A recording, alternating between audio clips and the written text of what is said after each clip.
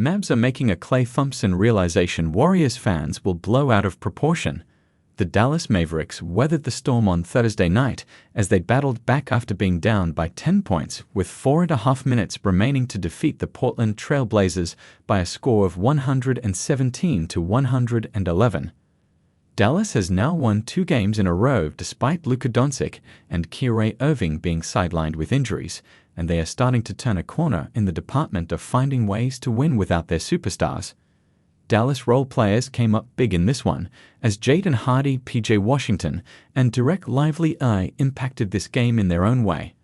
Washington helped put the game away in this one with a corner 3 with less than 2 minutes remaining for Dallas to take their first lead since the middle of the second quarter, and he continues to step up in big moments for the Mavs. Hardy's shooting was also spectacular in this game as he shot 5-9 from 3 in the win, and both Hardy and Washington's three-point shooting helped pick up Klay Thompson as he had a quiet night. Mavericks know that Thompson doesn't need to close every game. Thompson finished with just 3 points, while shooting 1-6 from the field and 0-4 from downtown, and he was not in the team's closing lineup. He played the first 5 minutes of the fourth quarter before Hardy subbed in for him, and he did not play for the remainder of the game. This is not the first time that Thompson has been out of the closing lineup for Dallas, and that's perfectly fine.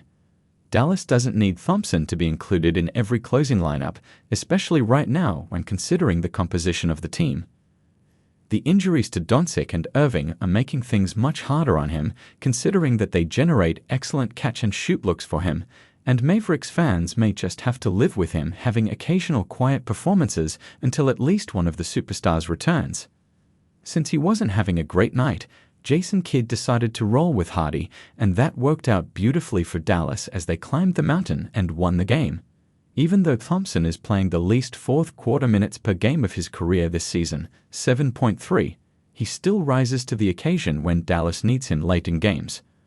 Thompson is shooting a career-high 46.8% from 3 in the fourth quarter of games this year, and his 1.0 made threes per game in the fourth quarter ties a career high as well. He has made his fair share of big shots for Dallas this season, but those aren't the type of plays that the critics want to remember. Thompson being on the sidelines during the fourth quarter for the Mavericks is something Golden State Warriors fans have blown out of proportion in the past, and some things just never change.